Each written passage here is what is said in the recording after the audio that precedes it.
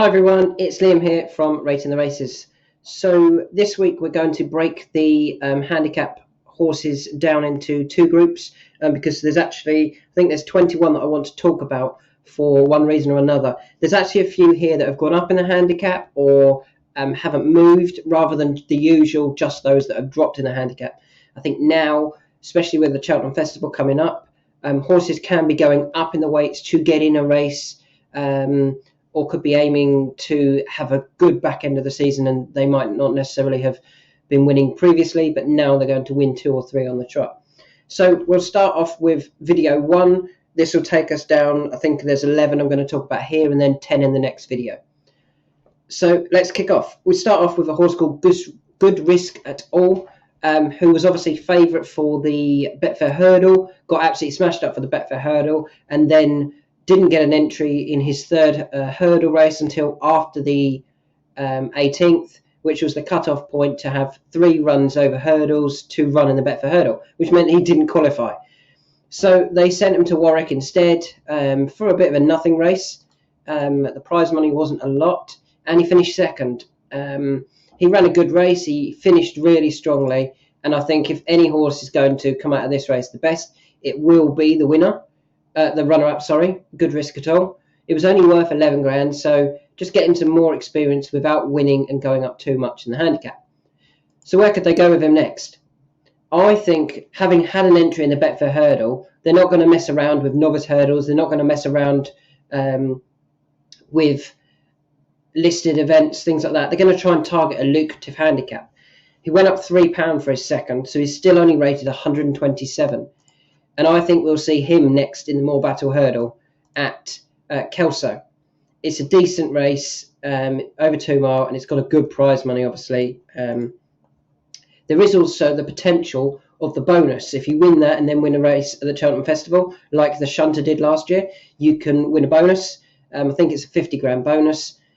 He could be, end up as a county hurdle horse. If you really rate John Bon, remember this horse chased home John Bon at Newbury. So if you really rate John Bon, if this horse turns up in a handicap at the Cheltenham Festival, you have to be thinking about having a bet on him. I don't really rate John Bon, but I do think John Bon is a grade 1 animal, but I think he'll get beat in the Supreme Novice. But I still think Good Risk at All is very, very leniently handicapped of 127. That More Battle Hurdle bonus, and then go to the Cheltenham Festival, could well be a plan for him.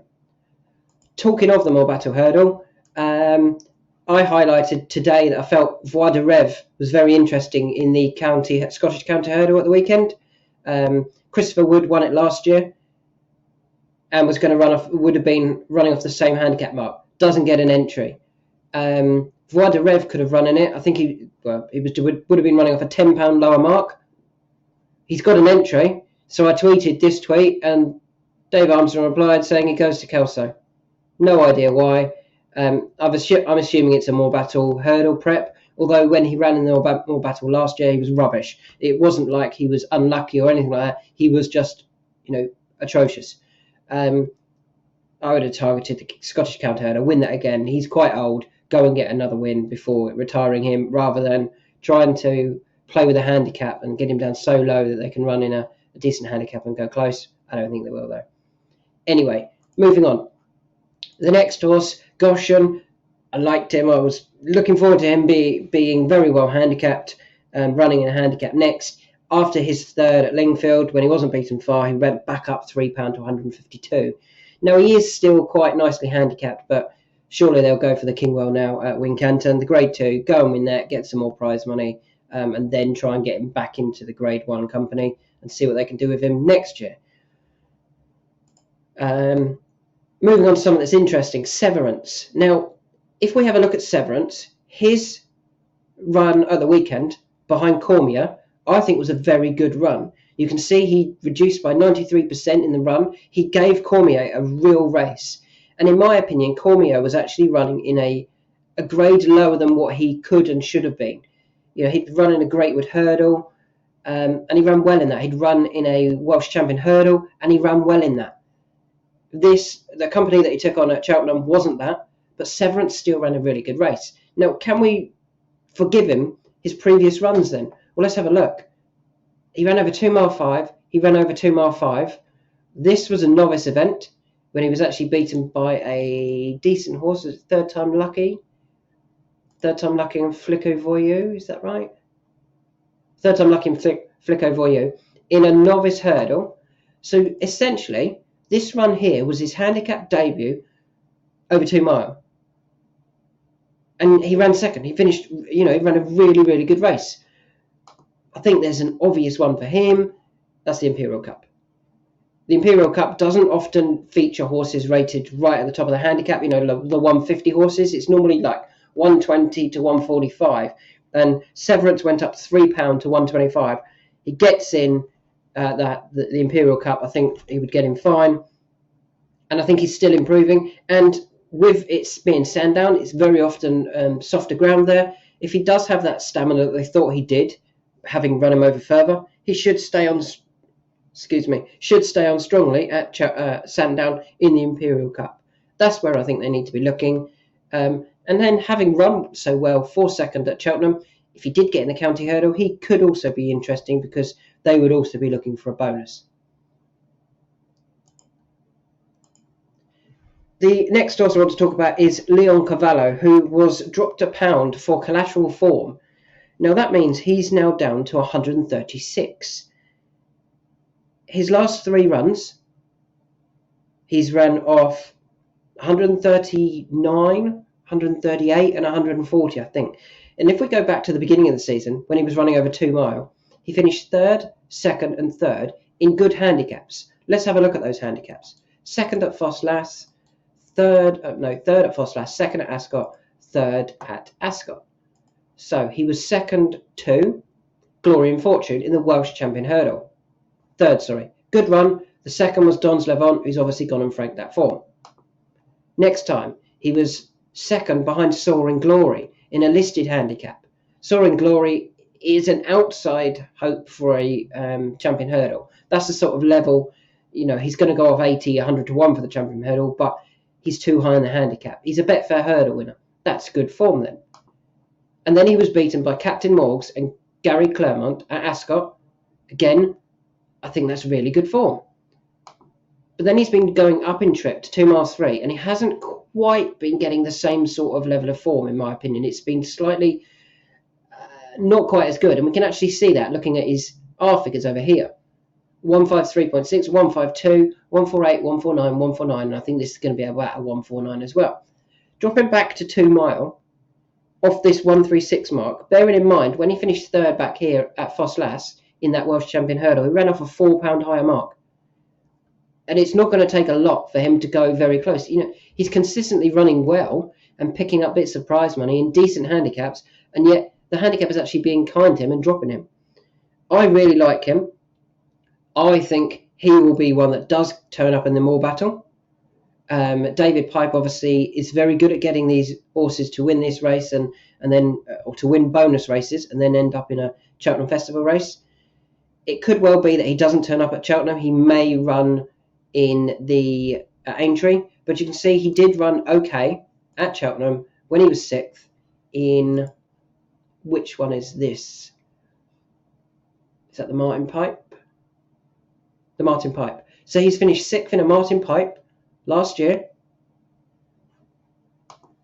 He's off a lower mark, and he could be aimed at trying to win a bonus race and then at the Cheltenham Festival. So he's very interesting. Is the Martin Pipe the right race for him? Possibly not. I think the county hurdle is where he should be. He should end up. I think his 2 mile form is better than when he steps up slightly in trip. The next horse I want to talk about is McFabulous, who actually dropped £2 for his run at Cheltenham in that race with Paisley Park. And I thought he ran well for a long way, but he doesn't stay 3 mile. And I think Paul Nicholls actually came out and said that afterwards. We just don't think he stays 3 mile. Okay, maybe he doesn't stay 3 mile. What can you do with him? Well, off his 152 mark, I'd go Coral Cup. I know he's going to carry top weight, but he's just shy of graded class. And those horses that drop into the handicaps, like Wicklow Brave, for example, do often run really well in these handicaps. Aramon is another one. Finished 2nd in a handicap after being aimed at graded races. Then they dropped him back to a handicap. He ran a really good race in I think that was the County Hurdle a couple of years ago. McFabulous just reminds me of that type of horse. I think even, was it Chitabello did something similar, won the County off nearly top weight. This isn't a County horse, this is a Coral Cup horse. But I do think he could be very interesting in the Coral Cup off a really high mark. But he's just, I think he's better than a handicap, and the trip would be perfect because he doesn't stay the 3 mile. But he ran well enough for a long way at Cheltenham to suggest it's not Cheltenham he hates, it's the trip he hates. So yeah, I would be aiming him at the Coral Cup on Wednesday the 16th of March. The next horse I want to talk about is our old friend Onisvic. He dropped £5 for his 5th place at Huntingdon. Surely the only aim on his run at Huntingdon was to qualify for the Thames final. And he's actually back down to the same mark as when he won at Cheltenham in October 2020. And if we scroll across to the right, look at the R figure when he won that. It's enormous. He was so impressive. He beat Locks Corner, who won subsequently, and he's won again since as well. And he beat Kansas City Chief that day, also having won a couple of races since then at Cheltenham. After winning that, he finished 5th in a Grade 1, and then he went over fences. They've quickly got rid of the fences idea after he pulled up at Cheltenham on his handicap debut over fences. After he'd ran okay in novice events, back off 151 or 141. Sorry, he dropped £5 and 141. I'm really keen on him for the Thames final. If he turns up, he's going to be one of mine for the Thames final. I know I've got 11 or 12 that I've highlighted, but he would definitely be one for that, because if he can run anywhere near his performance when he won in October 2020, he wins the Thames final. He's that well handicapped. So he's definitely one I'm interested in going forward. The next 2 horses I want to talk about both won at Cheltenham on Saturday, and I think one of them is interesting going forward and one of them I'm not as keen on. Tall and Frayed won the 2.5 handicap. Imperial Alcazar won the 2.5 handicap, the novice handicap. And for me, I'd be more interested in the novice Tall and Frayed than Imperial Alcazar at the Cheltenham Festival in the plate. Tall and Frayed has gone up £8 to 139, as I suggested in my previous video. I thought he might. And Imperial Alcazar went up £8 as well to 152. But that means Imperial Alcazar will be right at the top of the handicap.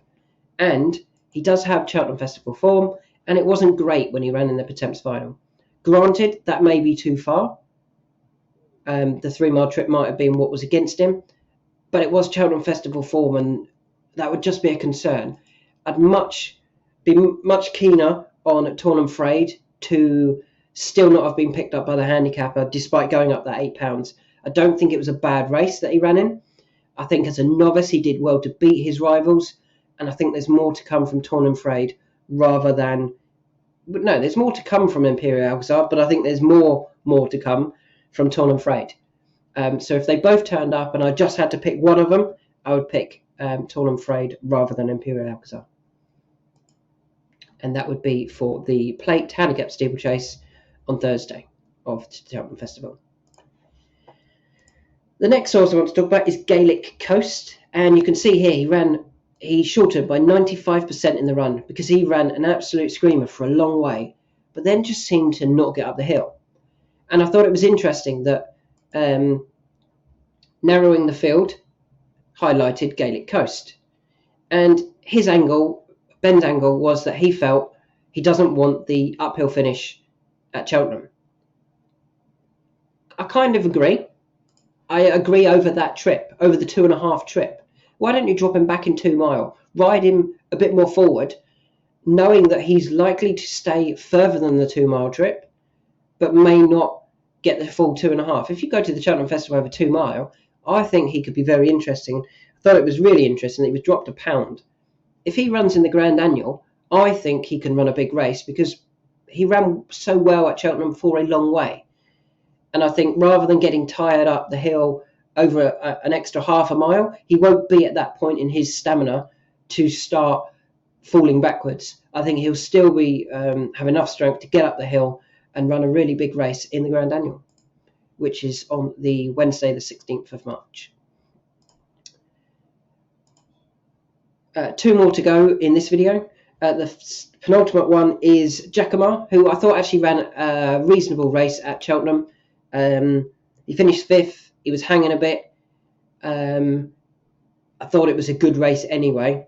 Maybe he just didn't act as well at Cheltenham, but I do think the fact that the handicapper was quite kind, he dropped him £1 to 132. I'm hoping he goes to Sandown next for the Paddy Power Novices Handicap Steeplechase over 2.5. If it was to do with Cheltenham and going that way round, well, he's back to the way round at Kempton. He can go back to the right-handed track rather than left-handed track at Sandown, and I think he'll run a really big race there. The final horse of this video that I want to talk about and why is Santini. He dropped £1 to 153. And this is why I think he's interesting. He's in the Grand National. I don't think he's got the speed to go with them over the 3-mile trips. Or not the very good horses. You know, I don't think Chantry House is that good. He's not going to be winning a Gold Cup. So Santini has not ran a Gold Cup trial. He's ran a good race against a horse that isn't going to feature in the Gold Cup. Well, there's no point running Santini in the Gold Cup. If you're going to finish potentially behind Chantry House, and Chantry House is going to finish 7th, what's the point of running in the Gold Cup? There isn't one. But what could he do? He could step up in trip, go for the Grand National. I think he jumps all right. He clearly stays. I think he stays further than this trip. That's, you know, we've never tested him. He's never been tested over further. You give him the long distance trips at Cheltenham, as far as, you know, he's been over at Cheltenham, and he's always doing his best work at the end. Get him into the Grand National. I think he's very, very interesting. So there are my horses for video 1. Video 2 will be recorded as soon as I've got all the links ready. Thanks for listening.